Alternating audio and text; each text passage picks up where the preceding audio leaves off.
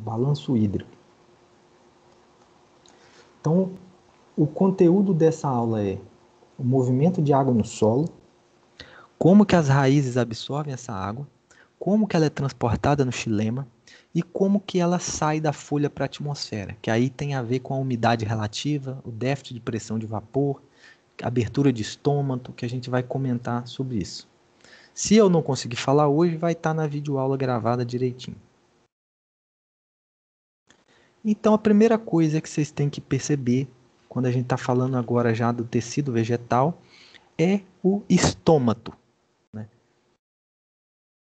Aquele orifício que tem na folha dos vegetais responsável pela saída do vapor de água e entrada do CO2. Esse CO2 que está na atmosfera. Hoje, a gente tem aqui na nossa atmosfera mais ou menos 21% de oxigênio e 0,037%, ou quase 0,04% de CO2. Então, a quantidade de CO2 é muito menor do que a de oxigênio. O nitrogênio gasoso, o N2, que as leguminosas usam para fixação biológica, está na faixa de 70% na nossa atmosfera. É nitrogênio, N2 gasoso. Tá? Então, 21% de oxigênio, 70% de nitrogênio e o CO2, 0,04 mais ou menos por cento. Então, o CO2 é mínimo, mas ele é o responsável pela produção de carboidrato que a planta faz na fotossíntese. Mas, para a planta fazer fotossíntese, ela precisa absorver o CO2. Para absorver esse CO2, ela tem que estar com o seu estômago aberto. Só que, gente, fecha esse áudio aí, fazendo favor, que tem um trem instalando aqui nos ouvidos aqui. Para a planta conseguir absorver o CO2, ela tem que estar com o estômago aberto. Aí vem o grande desafio de todo vegetal. É manter o seu estômago aberto para absorver CO2. Por exemplo, nós começamos agora o período do inverno. Está começando. Esse período agora vai começar a chover, igual hoje está chovendo aí. Ó. A umidade aumenta consideravelmente. Eu nem sei quanto que deve estar a umidade hoje, mas deve estar mais de 70% aí. Deve estar, 70%. O solo está recebendo água. Esse solo está ficando com... Aí, ó, a aula de potencial hídrico aí, eu quero para ter assistido. Um solo bem irrigado, o potencial hídrico dele deve estar próximo de quanto? Pergunta para vocês. Após uma chuva dessa aí, ó, quanto será que chega o potencial hídrico? Próximo de 0, 0,1 por aí. Isso aí, próximo de 0. Lembrando que o 0 é o máximo valor que o solo pode ter de potencial hídrico. Nunca vai chegar a 0, na verdade, né? No solo. O 0, isso, o 0 seria na água pura só, né? Então no solo a gente não vai ter, mas vai estar muito perto. E à medida que vai, que a gente estava nesse período seco, o potencial hídrico do solo estava longe do 0. Podia estar aí -1, -1,5, -2. Quanto mais seco o solo, mais negativo vai ficando o potencial hídrico. Mas aí a questão é, eu quero chamar a atenção para vocês perceberem a dificuldade que é para uma planta completar o ciclo dela com as variações que o clima impõe para ela. O nosso assunto aqui hoje é água, mas a gente não pode esquecer da temperatura, a gente não pode esquecer do CO2, a gente não pode esquecer das coisas que estão ao redor dessa planta que vão determinar se ela vai abrir seu estômago para absorver CO2 ou não. A primeira coisa que a gente tem que analisar é a água, porque se tem água no solo, essa planta pode abrir seu estômago para poder absorver CO2. Só que uma coisa que acontece quando a planta abre o estômago é que o vapor de água sai, é a transpiração natural. Então, gente, a dinâmica da planta é absorver CO2 e perder o mínimo de água possível. Essa é a luta que o vegetal tem todo santo dia. Ele precisa absorver CO2 para transformar em carboidrato na fotossíntese, mas a hora que ele abre o estômago, o vapor de água sai. Então, uma planta agora, a partir de agora do inverno, que começa a chover, como ela tem disponibilidade de água no solo, ela pode se dar o luxo de abrir o estômago dela e perder esse vapor de água, porque o solo tem quantidade para repor. Ao contrário, no período seco, como é que uma planta ia ficar abrindo o seu estômago para absorver CO2 e perder vapor de água se não tem água no solo para ela absorver e repor o que ela perder pela transpiração? Então essa é a dinâmica. É aqueles 15 dias que a plantação de milho está lá no campo, na época da floração, e falta chuva e a planta está lá, ó, na hora da floração. E aí vem prejuízo, abortamento de flor. É aquele período que a soja está enchendo o grão, que o milho está enchendo o grão e dá 20 dias de seca. Aí o bicho pega, como é que a planta vai fazer fotossíntese para mandar para a semente, para o grão? Então são essas coisas que vocês têm que começar a perceber agora. Né? É o sofrimento do produtor rural, é a gente entender isso agora, que é ficar olhando para o céu e rezando para chover. Porque a planta passa isso todo santo dia. É essa luta. Abre estômago para absorver CO2, mas o vapor de água sai. E aí vem outra questão. Por que que o vapor de água sai automaticamente na hora que o estômago abre? Alguém tem ideia?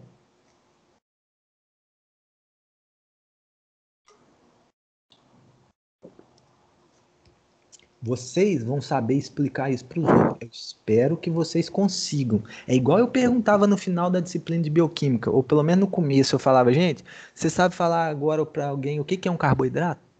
Ah, não. Eu espero que no final da disciplina você consiga. É a mesma coisa aqui. Por que que a água sai na hora que o estômago se abre? Eu espero que a hora É que a por gente causa do calor, será? tem a ver com calor, mas a explicação pode ser melhorada.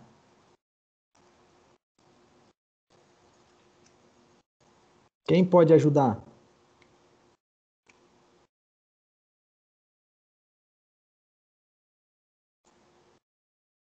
Vamos, gente, me ajudem aí. Seria porque ocorre um processo de difusão? Perfeito. Ocorre difusão, correto. É o movimento da água. Agora, vamos melhorar mais isso aí, gente. Para facilitar o entendimento. Ocorre difusão. Lembra que eu falei com vocês hoje sobre umidade relativa? Ah, sim, sim. No caso, porque ela perde água, é isso? Perde água. É porque no ar tem menos água e na planta tem Isso, mais. isso. Aí já responde o que é a difusão, o movimento do local de onde tem mais para onde tem menos. Então a folha tem muito, a atmosfera tem pouco. Né? Então a água sai de dentro da folha, que a gente diz que está 100% de umidade dentro da folha, e vai para a atmosfera. Eu dei o exemplo que hoje devia estar uns 70%, né? Então a folha estaria 100% e a atmosfera 70%. Então, abriu o estômago, o vapor sai automaticamente, sem fazer força nenhuma. Agora, se criarmos uma condição artificial dentro de uma casa de vegetação ou dentro de algum quarto fechado, que conseguíssemos colocar a umidade relativa, igual na sauna, né? O pessoal tem sauna. Se a gente colocar um ambiente com 100% de umidade relativa e colocar uma planta, é a transpiração, isso mesmo, Sara, a saída da água do estômago é a transpiração. Só que ela é feita na forma de difusão, né? Difusão de gases, é o vapor de água que sai. Ela não sai na forma líquida, ela sai na forma de vapor. Então, se a gente colocar uma planta dentro de um local que esteja 100% de umidade relativa do ar, se essa planta abrir o estômago, a água não sai pelo estômago, porque a atmosfera está saturada 100%. Então, na natureza, a gente não vai ter essa situação de 100% de umidade. Pode chegar a 80, 90 nos dias que desaba a água e fica uma semana chovendo, mas 100% não fica. Então, esse fator da natureza faz com que a planta consiga abrir o estômago dela. Porque se a atmosfera chegasse a 100% de umidade, a planta pode abrir o estômago, mas o vapor de água não sai. E a planta precisa que a água circule do solo para a planta para a atmosfera, do solo para a planta para a atmosfera, porque junto com a água vem os nutrientes minerais. A água tem que circular, a planta não pode ficar armazenando água dentro dela, ela tem que circular. Mas essa circulação ela tem que ser bem administrada para ela não ficar em situação de déficit hídrico, porque aí ela fecha o estômago. Se a planta fechar o estômago, não entra CO2. Se não entra CO2, não tem fotossíntese, não tem carboidrato, não vai encher grão, não vai encher tubérculo, não vai crescer folha nova, não vai crescer raiz. Então é um problema atrás do outro, em consequência. Deu para entender mais ou menos isso daí, essa questão da umidade?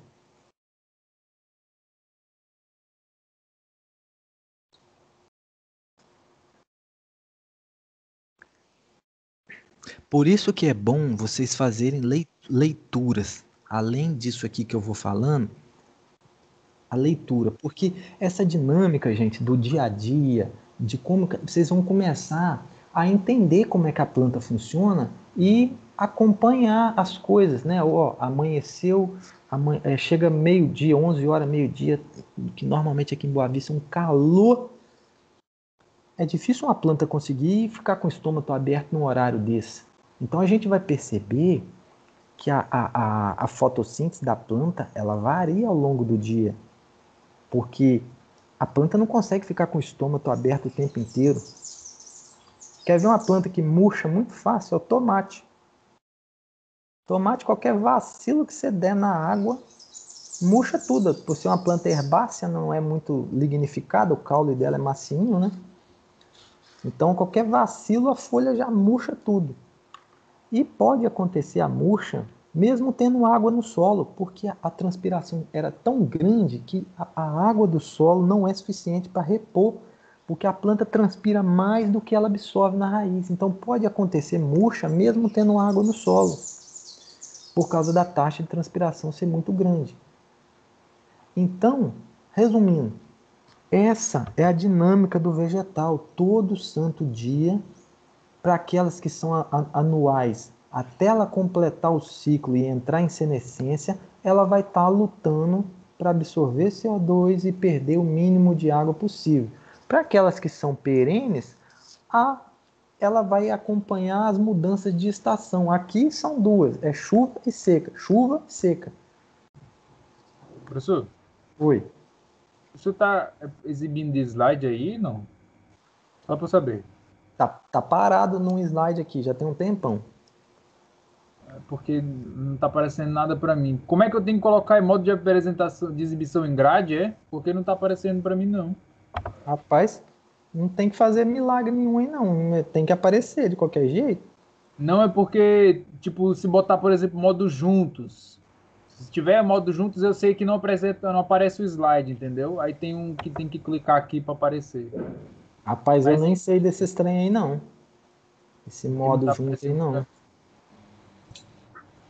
Eu só entrei mesmo, já tava aparecendo. Eu vou sair e voltar de novo aqui, então. Desculpa Isso. Não tem problema, não. Tenta entrar de novo para ver. Tá.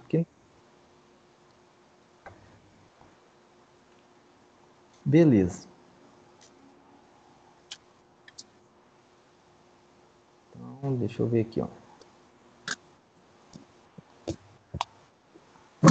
Bom, agora o que vocês têm que imaginar?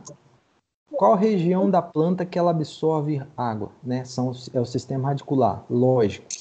Só que a parte da raiz que é a responsável pela absorver água e nutrientes são os pelos radiculares, tá? Os pelos radiculares. Esse slide 5 aqui tem uma raiz, né? Tá mostrando uma raiz. É um corte o corte da raiz. Aqui no meio tem o cilindro central, onde estão os vasos do xilema. Tem 4 orifícios maiores aqui no meio, que são os vasos maiores do xilema. Mas tem floema aí também. Mas a figura, a intenção não era apresentar isso. O que eu quero chamar a atenção para vocês? É o tamanho, a dimensão do córtex da raiz. Desde a epiderme até o cilindro central da raiz, nós temos diversas células. Essa distância da epiderme até o cilindro central, a água vai ter que percorrer quando o pelo radicular absorver. E a gente vai ver quais as vias que a água percorre por dentro dessas camadas, de célula em célula, pelos espaços do apoplasto, até chegar no cilindro central do pelo radicular e atingir o xilema e essa água ser absorvida e subir com a corrente transpiratória até os galhos, até as folhas. Vocês já viram? Claro que todo mundo já viu isso. Quando você pega uma folha de uma dicotiledônia, por exemplo, uma goiaba, uma manga, vocês veem aqueles monte de nervura na folha. O que são aquelas nervuras, gente, na folha das dicotiledôneas? Nas gramíneas também, quando você pega uma folha de cana, de milho, tem aquele monte de linhazinha paralela na folha. O que é aquilo?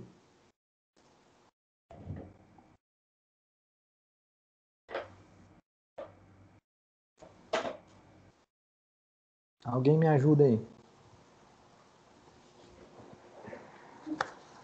O que são aquelas nervuras? Eu não sei se é o xilema ou se é o floema, mas um dos dois. E se for os dois, fica melhor ainda, né? É porque vai ver, né? Eu não... São os dois. Isso a gente... O xilema é pra cima. Nem sempre. Ah, não? Ixi. Não, mas deixa eu explicar. Imagina que você tem um galho que ele, vamos dizer assim, como é que eu explico isso sentado? Essa é a ideia do xilema para cima, sim, para a parte aérea. Para a parte aérea, sim, tá certo o que você falou. Só que o galho ele pode estar voltado para baixo, entendeu? Então o xilema vai lá e até chegar na ponta, vamos dizer que a ponta do galho está inclinada para baixo, para o solo. Ele vai descer até a ponta do galho. Mas a sua ideia está certa, é para cima. Ah, então tá bom. É só uma brincadeira que eu fiz. Ah, então tá bom. Mas o que eu quero que vocês fiquem atentos? Aquela nervura, gente, qualquer nervura, é o prolongamento desse xilema que está aí na raiz. A água e os sais minerais que o pelo radicular absorveu, que entrou nesse xilema lá na raiz, ele vai subir pelo caule, vai passar para os galhos mais grossos, para o galho mais fino, até pelo pecíolo da folha. Aí, imagina a folha da manga, ela tem aquela linha mais grossa, né? No meio da folha, assim, que divide ela, né? E daquela linha mais grossa, sai várias nervurazinhas. Daquelas nervurazinhas, sai outras mais fininhas ainda, e que, na verdade, são o xilema, né? Que estão levando a água e os nutrientes até os tecidos do mesófilo da folha. Mas junto com cada nervurazinha tem o floema também, porque tudo que a folha madura produzir de fotoassimilados vai ser carregado no floema para fazer o caminho contrário agora, né? Levar os fotoassimilados para aquela folha novinha que está crescendo, para aquele fruto, para aquela semente, para o tubérculo que está lá no solo, para o sistema radicular como um todo. Né? Aí vem aquela história toda do floema, que depois a gente vai ver isso numa aula mais para frente, né? Que você pega uma árvore, a casca dela mais externa é o floema, e etc, etc. Mas então, fique bem claro isso, a questão das nervuras, né? Xilema e floema, aquelas linhazinhas mais fininhas que a gente consegue enxergar nas folhas.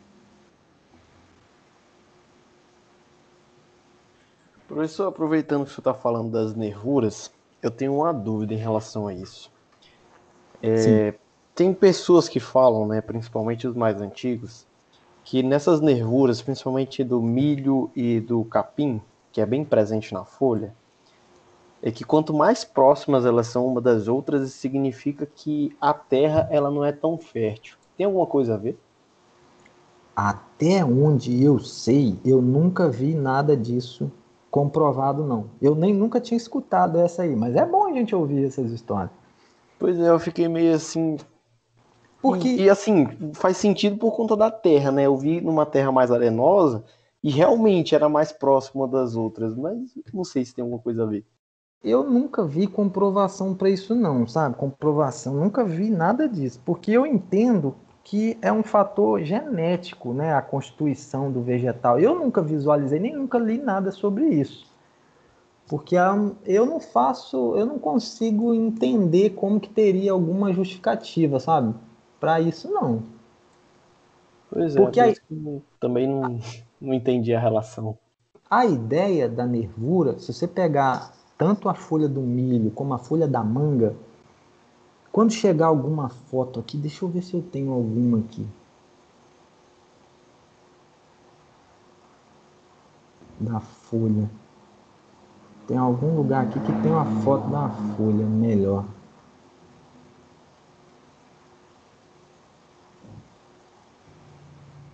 Essa é na outra aqui.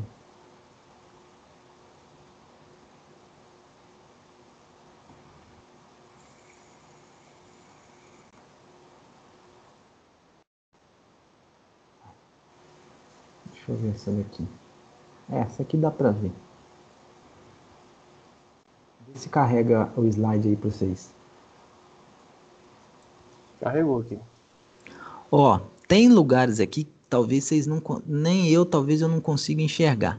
Mas o objetivo das nervuras é nunca deixar nenhuma região do tecido, né, do mesófilo longe de uma nervura. Por que elas são tão reticuladas, né? Elas vão das mais grossas para as mais finas e faz uma rede, né, na folha. É para que nenhuma região da folha fique longe de uma nervura, porque essa nervura ela tem que descarregar água e nutrientes e tem que carregar no floema os fotoassimilados produzidos. Então, tanto a folha do milho como né, as mono, como as dicotiledôneas, têm nervuras muito próximas uma da outra para nenhuma região da folha ficar longe de uma nervura. Para tudo que chegar, tá fácil de ser descarregado e tudo que for produzido na folha tá fácil de ser carregado no floema, para não ter que percorrer distâncias longas para entrar no floema, entendeu? Agora, eu não vejo justificativa para ter as nervuras mais perto em solo fértil do que em solo mais pobre. Eu entendi, eu não tinha entendido essa relação, por isso que eu perguntei, que era um negócio diferente, né? Eu acho que não tem nada a ver, não. Ah, tá certo, obrigado. Beleza. Deixa eu ver aqui.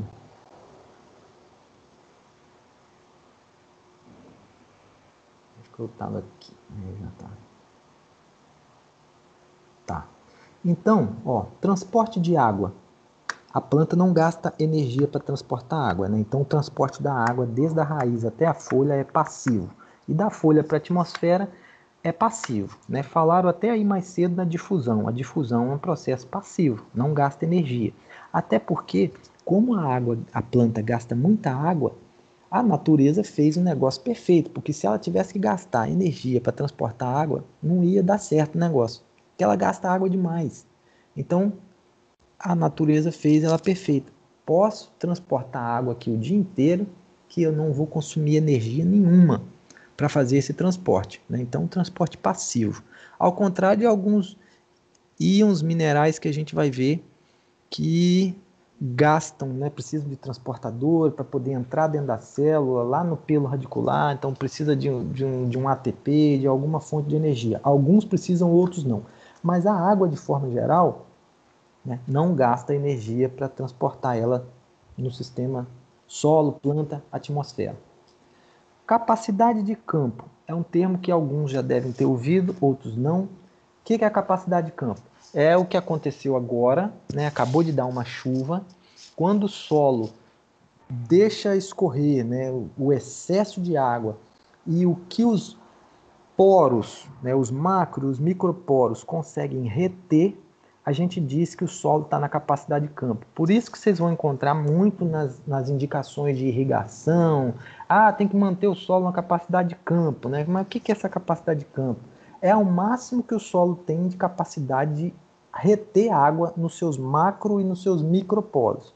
Aí eu não vou entrar nessa discussão de solos, né? Só uma pincelada aqui, que solos argilosos têm microporos e solos mais arenosos têm poros maiores, né? Os macroporos. Então, esses solos arenosos, a água não consegue ficar retida tão firmemente como nos argilosos.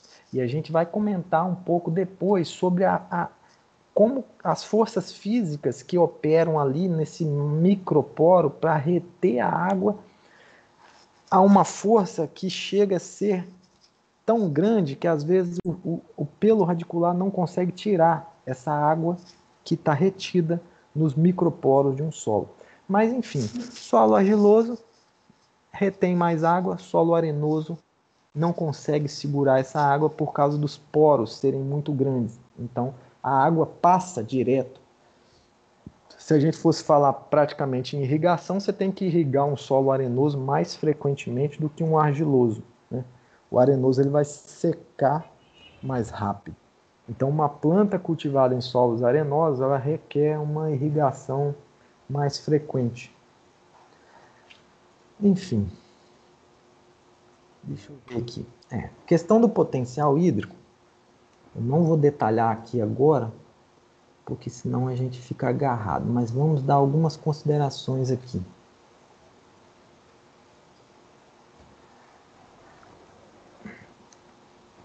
Se eu for considerar o solo, igual eu coloquei aqui em vermelho, ó, potencial hídrico do solo é igual ao potencial osmótico mais o potencial de pressão. Eu coloquei o valor do potencial de pressão, né, o tamanho da letra maior, para exemplificar que ele tem mais importância no solo. Se eu pensasse no solo, qual o potencial que seria mais importante, o osmótico ou a pressão? Seria a pressão. Nós vamos ver por quê. O potencial osmótico, que se refere a soluto, né, ele não ganha tanta importância no solo, em condições normais. Mas quem já ouviu falar aí em solos salinos, principalmente no Nordeste, problema de irrigação com água salina. Vocês já ouviram falar isso? Solo salino, vixe. É o principal problema que tem ali na região do Nordeste. Lá não é nem muito questão de acidez, alumínio. Lá é salinidade alta. Isso aí. Então, gente, atente-se quando vocês se depararem com alguma situação, alguma coisa de solo salino, porque quando você entender como que funciona o potencial hídrico, aí eu vou fazer mais uma dinâmica aqui que vocês já devem ter feito. Quem já matou planta em casa, em vaso, adubando ela? Eu sou o primeiro a levantar o dedo. Eu já matei. Eu matei já, minha mãe ficou puta comigo. Ué. É o trem mais fácil do mundo é matar planta no vaso, jogando ureia. É uma colheradinha a mais, tchau, murcha tudo. Então, o que você faz no vaso é que ela tem um volume de solo limitado, não tem para onde correr. Aí você pega lá uma ureia e erra na mão e joga demais, ou qualquer outro adubo. Na verdade, você está jogando um soluto, um sal, né? E o sal ele vai interferir no potencial hídrico daquele solo. Então, você vai ver sua planta murchando, você vai, minha planta está murchando, está faltando água. Você vai tacar a água no vaso até ele transbordar e não vai adiantar nada. Sua planta vai morrer. Ela não vai. Por quê? Você jogou tanto soluto no seu solo que o potencial osmótico ficou muito negativo. Logo, o seu potencial hídrico do seu solo ficou muito negativo. Aquela escala que a gente falou que começa no 0 e vai para -1, -2, -3, hipoteticamente, só dando exemplo, você jogou aquele monte de ureia no seu vaso, vamos supor que o potencial hídrico estava lá em -0,5, aí você tacou ureia lá, ele foi lá para -2. E aí, você pode jogar água, o que for, que a raiz não vai conseguir absorver. Você jogou sal demais, soluto demais. E é isso que acontece com as águas salinas, elas têm alto teor de sais. Se você joga aquilo na planta, você está salinizando o seu solo. E eu não sei nem como, acho que não tem jeito, né? Não tem jeito de corrigir isso. Porque você está jogando num sistema de irrigação, num plantio, e jogando sais junto com a água, é um desastre. Porque você vai matar as plantas todas. Por quê? Potencial hídrico. Então, para aproveitar essa deixa aqui, bota uma coisa na cabeça de vocês. Quem estiver pensando em empurrar com a barriga e enrolar a questão do potencial hídrico e não aprender isso, vai tomar cacetada no curso inteirinho até se formar e vai passar vergonha, porque não vai saber o que é potencial hídrico. E vocês vão usar isso nas disciplinas mais para frente. Vocês vão usar isso pro resto da vida de vocês. Potencial hídrico. Então não enrola. Se não aprender com essas aulas aqui, vai atrás de outra coisa. Vai ler livro, vai ver vídeo aula, vai arrumar alguma coisa, mas não deixa, não empurra com a barriga potencial hídrico. Vocês vão precisar disso pro resto da vida de vocês. É entender o que significa isso, porque um cálculo de irrigação vai levar em conta a textura do solo, vai levar em conta a quantidade de água que você vai jogar, o tipo de planta, o estado fenológico, o ciclo, não sei o que, e vai estar falando de potencial hídrico lá, e você não vai estar sabendo nem quando está ventando. Não adianta. Isso aí não é para empurrar com a barriga, não. Potencial hídrico, não. Senão vocês vão pagar lá na frente. Então tá. Esse solo agora que acabou de receber chuva, a gente já comentou que o potencial hídrico dele vai chegar perto de 0, né? Vai ficar hidratado. O solo tá cheio de água, né? Agora, nós vamos comentar agora de onde vem a pressão negativa no solo. De onde que surge essa pressão negativa? Assistam a primeira aula, porque lá eu explico sobre pressão de Turgot, pressão positiva, pressão negativa, no xilema, pressão na célula, né? Quando a célula fica túrgida, quando ela fica murcha. Inclusive, tem até uma videoaula que a gente vai ver sobre plasmólise, que é murcha da célula. Então, vocês precisam assistir aquela aula mais uma vez, eu reforço isso. Tá. Então vamos ver como é que é a questão da pressão negativa.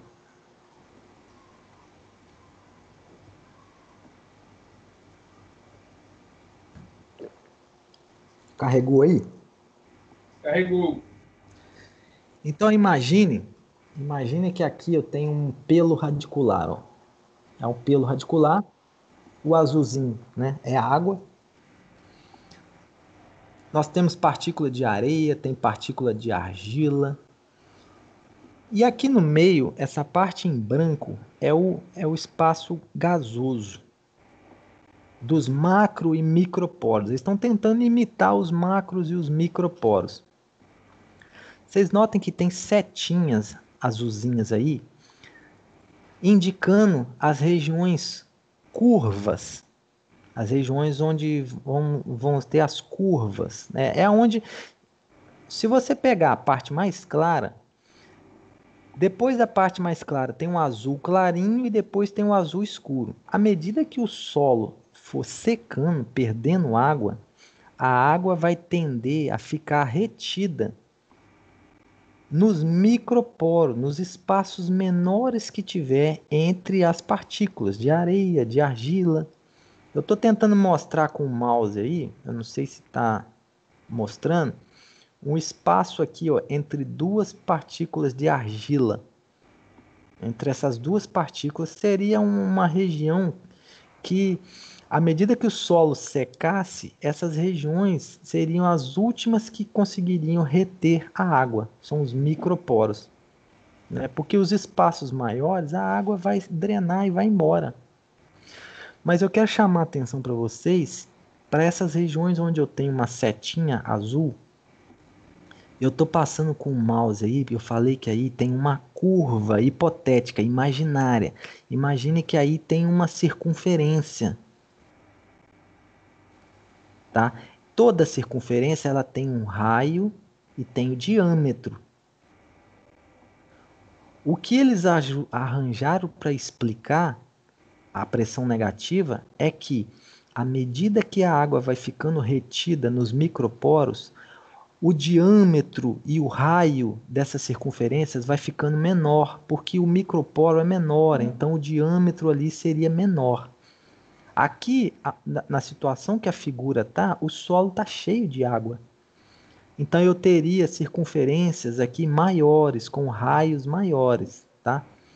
Então, à medida que o solo seca, a gente teria circunferências menores, porque os microporos têm diâmetros, né, e raios menores. E a água acompanharia o formato desses microporos. E aí, se vocês olharem aqui no slide, tem uma fórmula em vermelho que está aí, ó.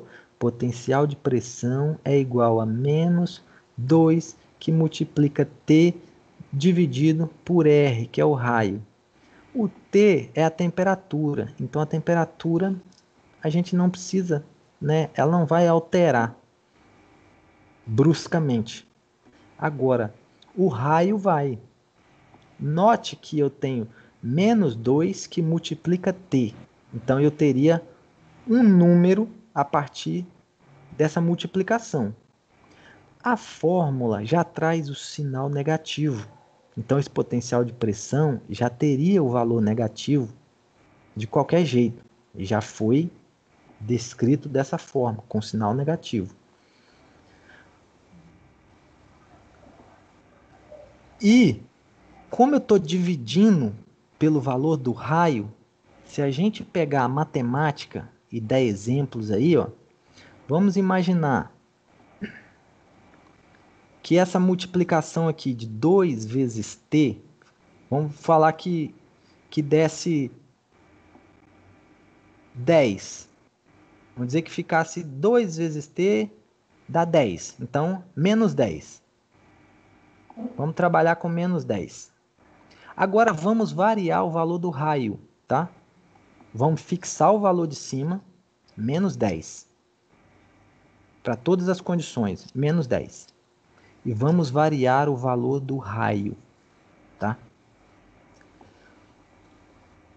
Vamos supor a situação que está aqui, esse solo está bem irrigado, então eu tenho circunferências maiores, diâmetro e raio maior. Então vamos colocar o raio com valor de 5. Menos 10 dividido por 5 daria menos 2. Então a primeira situação eu teria um potencial de pressão igual a menos 2, porque o meu raio foi igual a 5, solo irrigado. Agora vamos supor que começou a faltar água e o solo começa a secar e a água vai ficar retida só lá nos microporos do solo, que são minúsculos, com diâmetros pequenos e raio igual a 1. Ou seja, lá no microporo eu tenho um raio igual a 1. Vamos jogar o 1 lá na fórmula. Então eu tenho menos 10 dividido por 1. Então meu potencial de pressão vai ser menos 10. Então, a primeira situação, o potencial de pressão deu menos 2. E na segunda situação, menos 10. Tá? Esse potencial de pressão, gente, ele é um componente do potencial hídrico. Se a gente esquecer do potencial osmótico e pensar só na pressão, Eu posso dizer aqui que o potencial hídrico na primeira situação é -2 e na segunda -10. Aí lembra da escala. O maior valor de potencial hídrico é 0. Aí começa -1, -2, -3. Então a primeira situação que o solo tem água, o potencial hídrico estaria -2. E a segunda situação que o solo está seco, o potencial hídrico foi para -10. Então, muito negativo, é um valor absurdo, é só didático para a gente entender. -2 e -10. Essas variações no potencial hídrico, ali na pressão e no potencial hídrico no solo, quando chegar nesse aí, valores depois do -2, -3, -4, -5, a água vai ficar tão presa nos microporos que o sistema radicular não vai absorver água. Gente, guarda uma coisa na cabeça com vocês. O potencial hídrico, como alguém falou aqui no começo, quando eu tinha perguntado lá no começo da aula, o que era potencial hídrico? Alguém falou assim, era a força que governa o movimento da água. O potencial hídrico é a força que governa o movimento da água em qualquer situação, tá? Mesmo aqui no solo, do solo para a raiz, de uma célula para outra, da folha para a atmosfera, quem governa, quem explica isso é o potencial hídrico. Por isso vocês têm que entender o que é potencial hídrico, porque ele é usado em várias situações, desde a transpiração, movimento de célula para célula, como absorção de água pelo sistema radicular. Aonde eu quero chegar com isso? O solo, quando ele perde água, para a planta absorver, deixa eu só fazer um negócio aqui que vai ficar... Vou voltar lá na primeira aula, lá na escala, só para fazer um comparativo aqui. Deixa eu achar aqui. Aqui.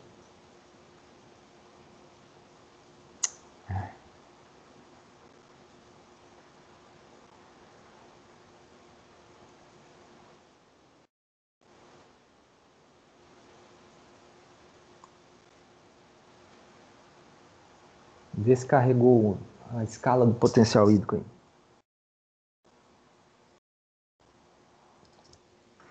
Carregou? Carregou, sim. Então, olha só. O que vocês têm que aprender e entender disso aqui, ó. 0, ou próximo de 0, solo irrigado. 0 mesmo é só a água pura mesmo. Qualquer soluto que você colocou na água, açúcar ou sal, já vai ser menos 0,5, menos 0,4. Quanto mais açúcar você vai botando no copo de água, ele vai aqui, ó, -1, -2, -3. E assim é o solo quando ele vai secando.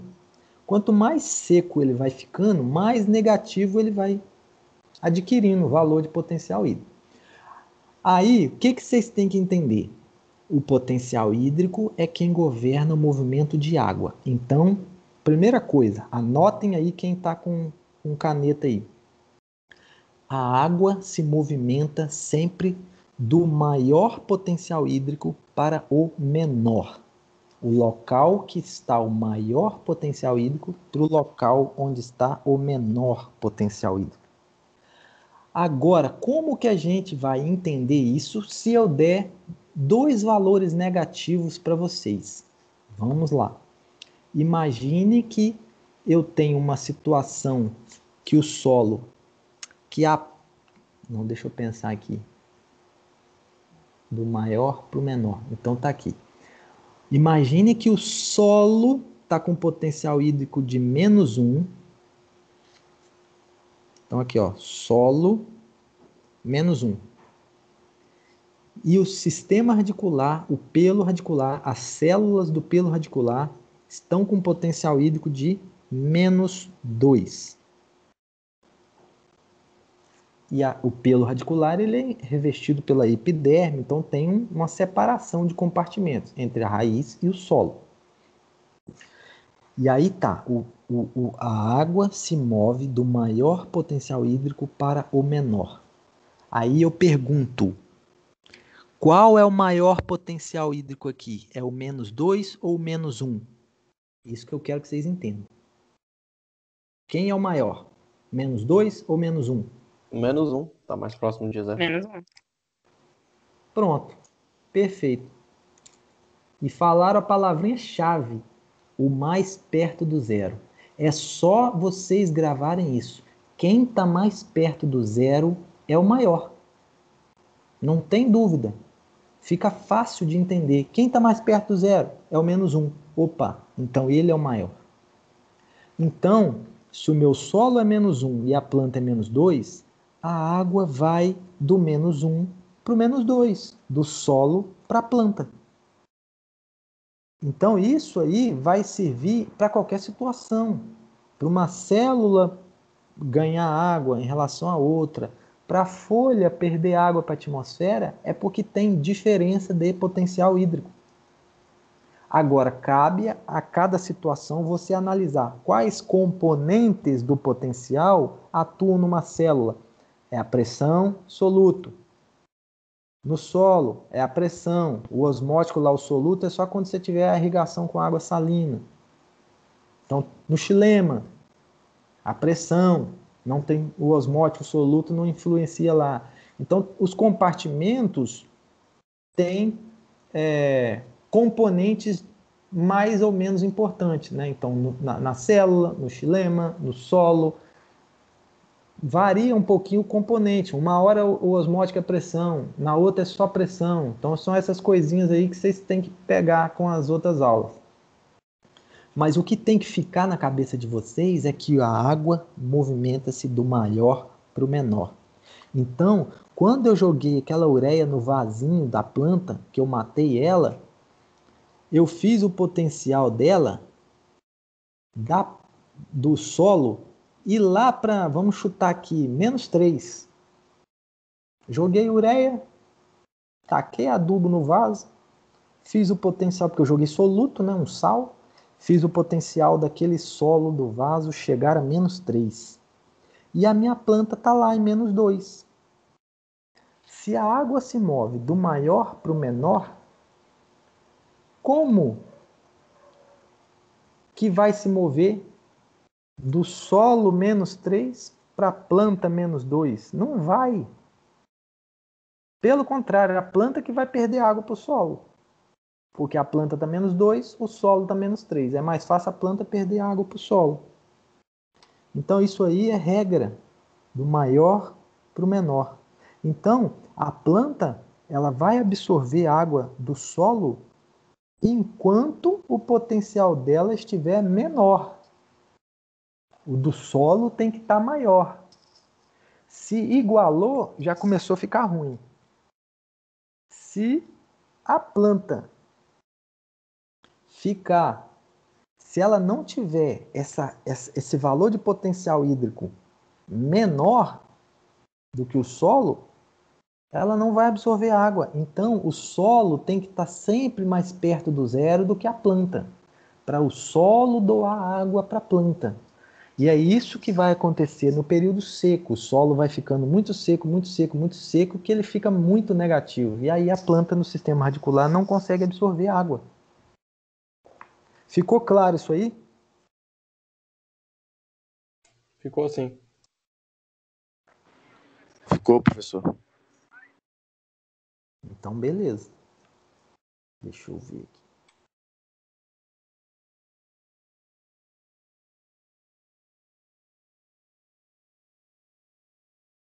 Então, por isso que aí, ó, eu usei essa forma matemática do potencial de pressão igual a -2T dividido pelo raio, é o que eles tentam usar para mostrar que quanto mais seco o solo vai ficando, mais retida a água vai ficando nos microporos, mais fortemente ela vai ficar aderida. Lembra da adesão, a coesão, a força que a água se liga nas paredes e se liga nela mesma, a água vai ficando muito retida nos microporos. Que o sistema, aí esse solo vai ficando seco e vai ficando muito negativo. E aí a planta perde aquele controle de potencial hídrico aí. A planta tem que estar sempre mais negativa. Só que quando o solo vai ficando seco, ele acaba ficando mais negativo que ela. Aí não tem como o solo doar água para a planta. Pode até existir água naquele solo, mas ela está fortemente retida de uma maneira que a planta do sistema radicular dela não consegue retirar essa água que está presa nos microporos. Então, isso é explicado com essa pressão negativa que se forma nos microporos, impedindo que o sistema radicular absorva essa água aí.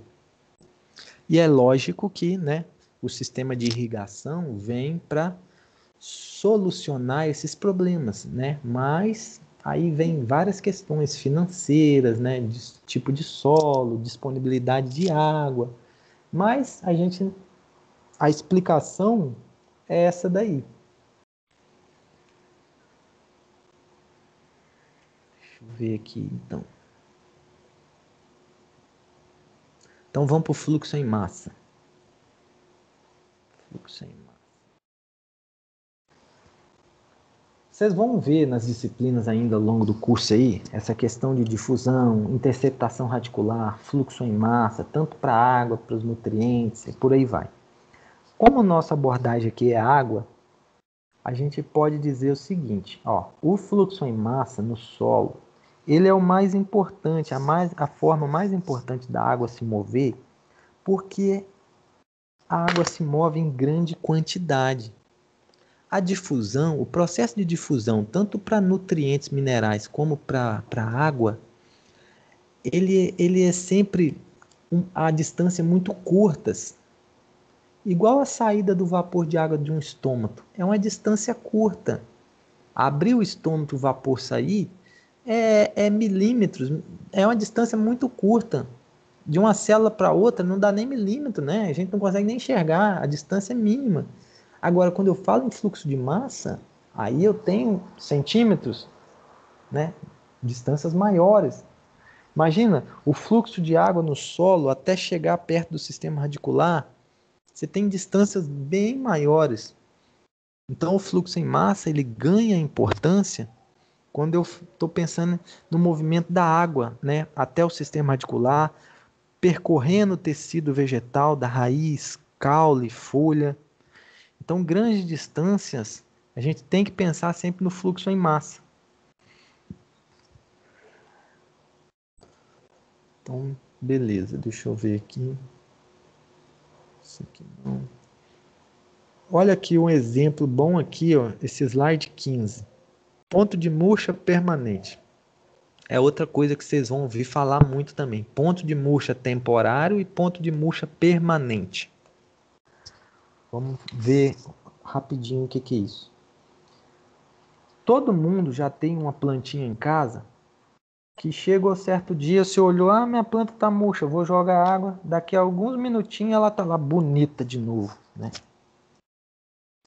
Agora, tem plantas que, se você deixar essa murcha de hoje para amanhã, para depois de amanhã, para depois, e você não jogar água, ela pode atingir a murcha permanente.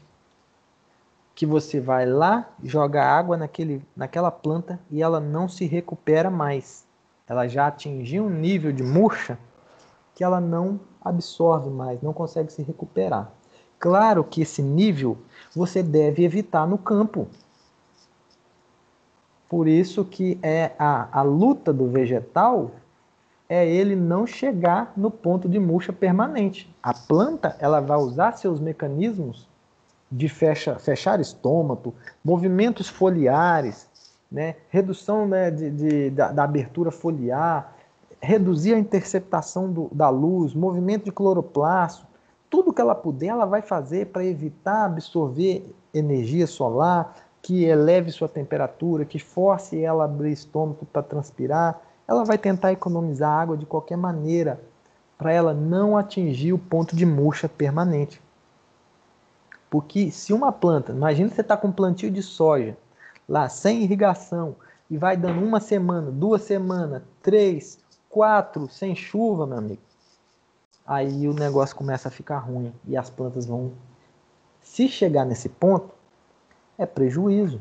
Então, a gente pensa que sempre em culturas agrícolas, né, que o produtor, ele está todo santo dia, né, vai fazer o plantio dele na época do inverno. Por que os plantios vão começar agora aqui? Porque é o período que você tem disponibilidade hídrica e essas plantas, teoricamente, se não acontecer um veranico nem nada, essas plantas terão disponibilidade hídrica suficiente para elas completarem o seu ciclo. Então, a pessoa vai fazer o cronograma de plantio dela baseado na época disponível de chuva. É o básico, né? Para você evitar que sua planta corra risco de atingir a murcha. Então, esse gráfico aqui está dando um exemplo aí, ó. Pode olhar aqui o potencial hídrico embaixo do gráfico aí, ó, começa em 0,01, né? Poderia ser 0, né? E colocaram 0,01 no solo, né? E aí ele vai ficando, ó, menos 0,01.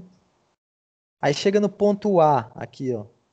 Ele fala que é a capacidade do campo, capacidade de campo, para um solo argiloso. Tá escrito aí, ó, lá em cima, ó, solo argiloso. Então, cada solo, cada textura de solo vai apresentar um potencial hídrico, né, para capacidade de campo diferente, de acordo com a textura, de areia, silt, argila. Esses potenciais de capacidade de campo vai mudar de um solo para outro. A capacidade de reter água muda, né? Então aí eles colocaram, ó, lá no ponto B, depois do -1, ó, o ponto de murcha permanente para muitas espécies. Então esse gráfico ele traz um valor médio, que muitas espécies, passando do -1 aí, mas não dá para saber que valor que é esse, né, já pode atingir o ponto de murcha permanente. Talvez seja -2, -3. Então dá para a gente ver que eu tenho que torcer para São Pedro manter a chuva e que o meu solo não atinja um potencial hídrico muito negativo que vá causar uma murcha permanente na planta. Aquela murcha temporária que a gente vê nos horários mais quentes do dia, ela já, a definição já diz, é a murcha temporária.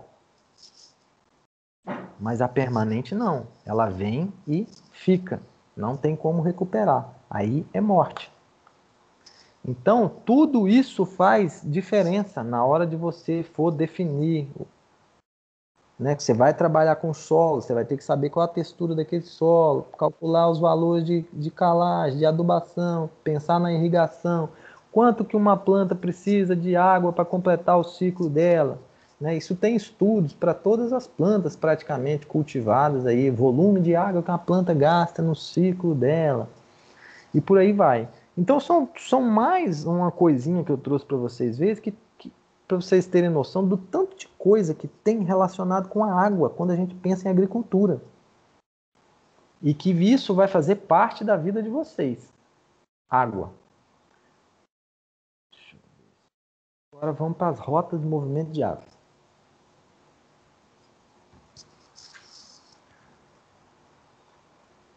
Rapaz, já vai dar 5 horas. Deixa eu pegar a água aqui. Rapidinho, já volto.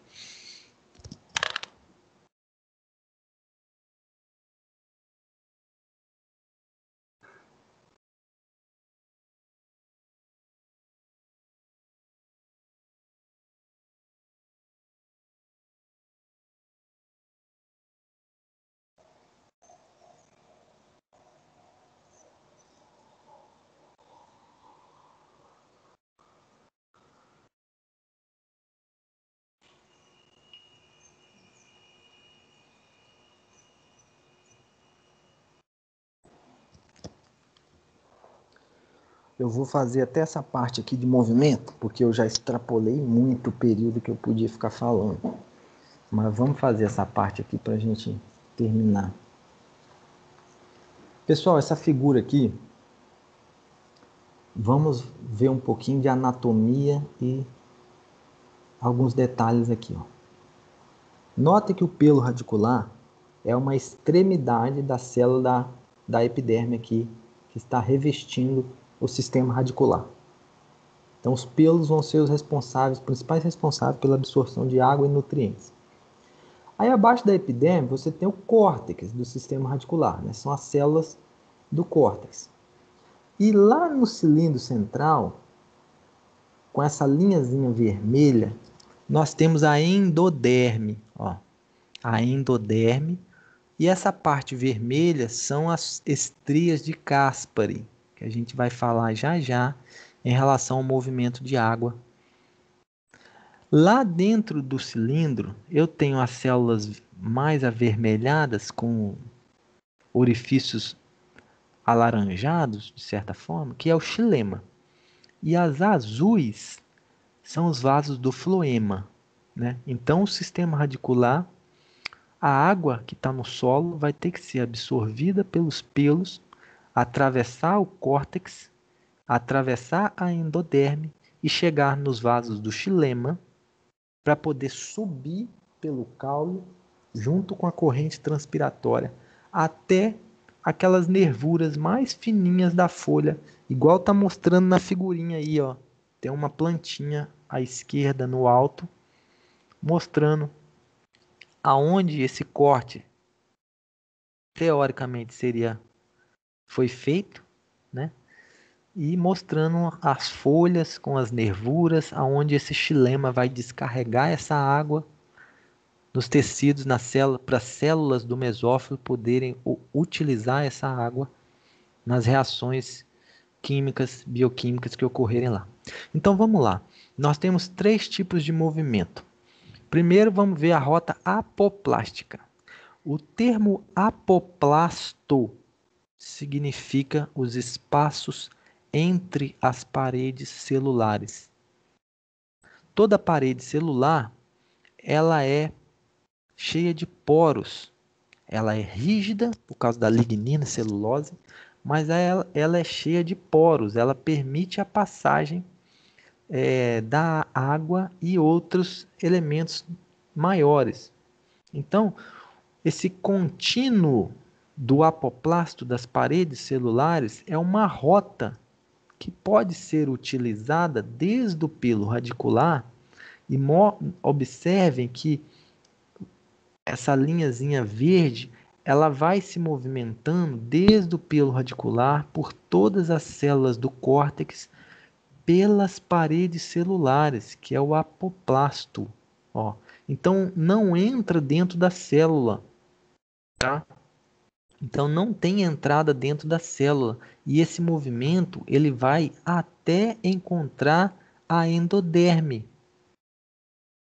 Quando essa água encontrar a célula da endoderme, deixa eu passar aqui para o próximo slide aqui, ó.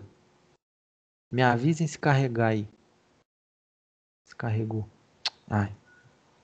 O 18. Carregou. Visão transversal da raiz. Isso.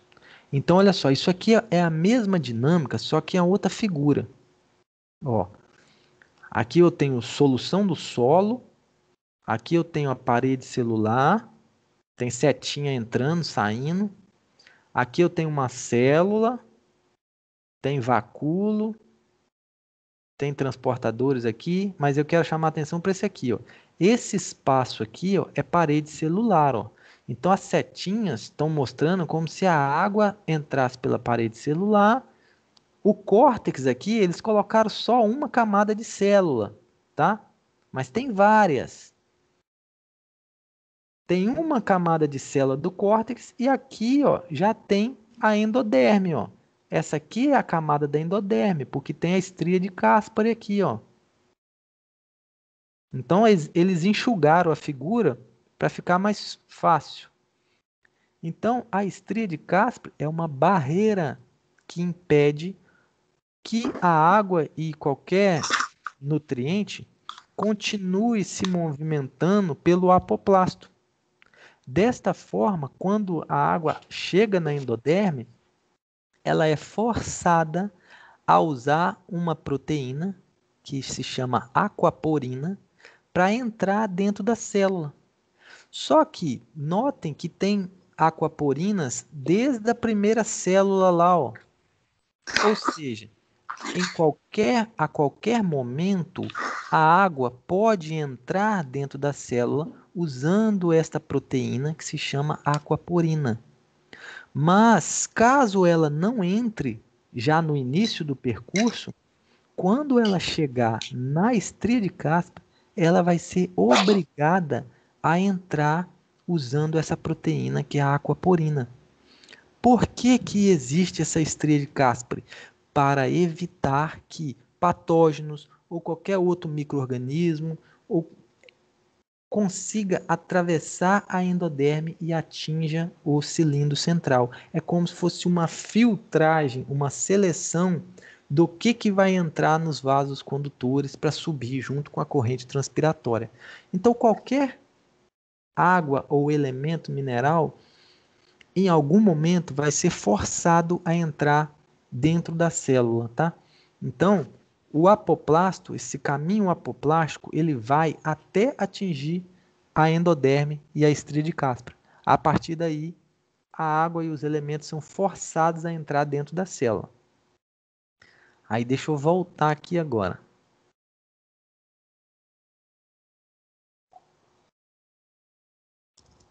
Então, ó, note que aqui, ó, o apoplasto vem lá do pelo radicular, passa por todas as células do córtex e quando chega na endoderme, a água é forçada a entrar nas células da endoderme, usando a proteína, a aquaporina, para continuar seu percurso até chegar no xilema, aonde vai subir junto com a corrente de transpiração. As outras duas opções são a rota simplástica e a transmembrana. Simplástica vem de simplasto. Note que agora a água entra, atravessa a membrana e entra literalmente dentro do pelo, que é uma célula. E a partir daí, a água vai se movimentando de célula em célula, usando os orifícios dos plasmodesmos, que são orifícios que permitem a conexão de uma célula com a outra.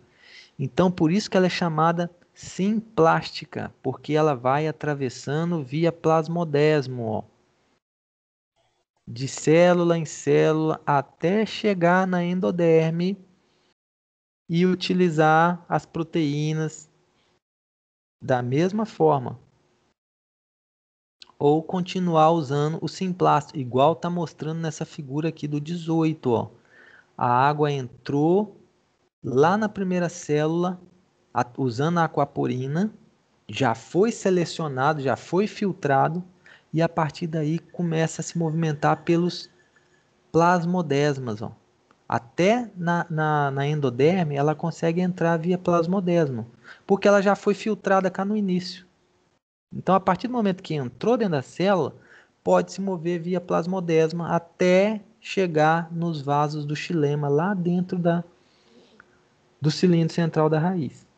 Então, a via simplástica, ela usa os plasmodesmos para se movimentar até o cilindro central. E a outra via é a transmembrana. O nome já fala o que ela faz. Ela fica atravessando membrana para entrar e para sair da célula. O que seria? Eles nem colocaram um exemplo aqui, mas seria mais ou menos se a água tivesse aqui, ó, nessa célula aqui, e ela fosse movimentar para a célula de cá.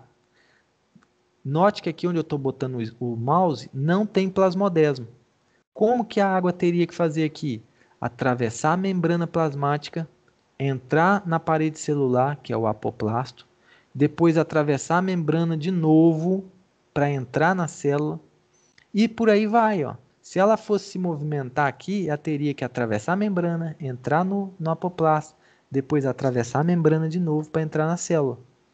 Essa rota ela é mais demorada, transmembrana, tem que ir atravessando membrana para sair e para entrar, para sair e para entrar. Então isso é demorado. Mas as três ocorrem ao mesmo tempo, tá? O importa é que a planta tem opções diferentes. E esse volume de água é muito grande. É muita água que se movimenta usando esses três mecanismos para dar conta do grande volume que a planta absorve e consome Professor, mas durante. dessas 3 rotas, qual seria a mais eficiente ou qual seria mais usada ou não? Elas sempre funcionam as 3 ao mesmo tempo. Funciona as 3, mas teoricamente se diz que a apoplástica é mais rápida, Aham. a do apoplástico. Mas eu não sei te dar detalhes assim. A gente sabe que as 3 ocorrem, né? Porque a planta gasta muito. Mas eu não sei muito mais detalhes sobre isso também, não. Não entendi.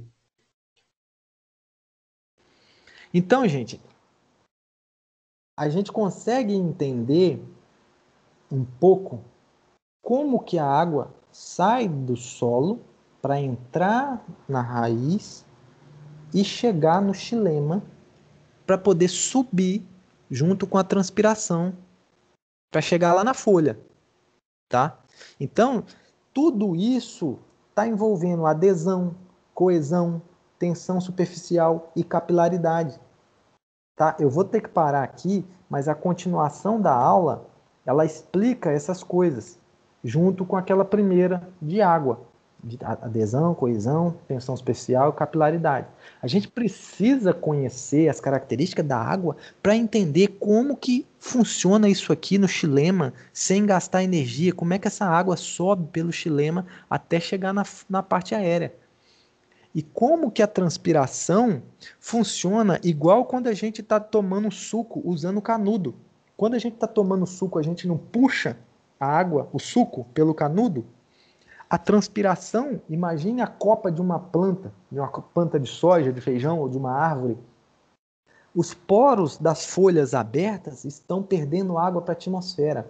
Essa transpiração, gente, é como se fosse uma bomba succionando, puxando a água para subir. É igual a nossa boca puxa o canudo, puxa a solução que está ali para subir, até chegar na nossa boca. Então, a transpiração é uma força necessária para que a água, para ajudar a água a subir no xilema pelo caule das plantas. Não importa se é uma soja baixinha, se é uma árvore. Tem que ter transpiração porque ela funciona como uma bomba, puxando, succionando. Quando vocês verem os outros assuntos ali, né, adesão, coesão, capilaridade, tem uns esquemas explicando como que a água sobe no xilema sem força nenhuma. E quando junta com a transpiração puxando, aí que o sistema fica perfeito. Então a transpiração é algo necessário para que a água atinja alturas de dezenas de metros aí nas árvores sem gastar energia nenhuma. É puramente fenômeno físico, sem gastar energia nenhuma, tá? Então eu preciso que vocês terminem esse conteúdo. Eu vou procurar o link do livro, mas vocês podem tentar achar também, tá? Para vocês postarem, para vocês baixarem. E eu vou tentar ver o que eu posso aqui para vocês terem acesso ao conteúdo, para vocês lerem e assistir os vídeos, tá? Então, notem que o assunto está no meio. Então, tem muita coisa para vocês verem. E é extremamente importante que vocês entendam esses detalhes da água e de transpiração. É fundamental. É o primeiro assunto da disciplina, porque ele basicamente vai nos ajudar a entender o resto todo. Que água é algo que não tem como a gente não falar. E assim, precisaria de muito mais tempo para a gente aprofundar tudo que deveria, né? Por isso que eu preciso que vocês façam a parte de vocês e não parem aqui. Porque senão vai fazer falta lá na frente. Eu vou parar aqui, mas se vocês quiserem perguntar, é só para diminuir o tamanho.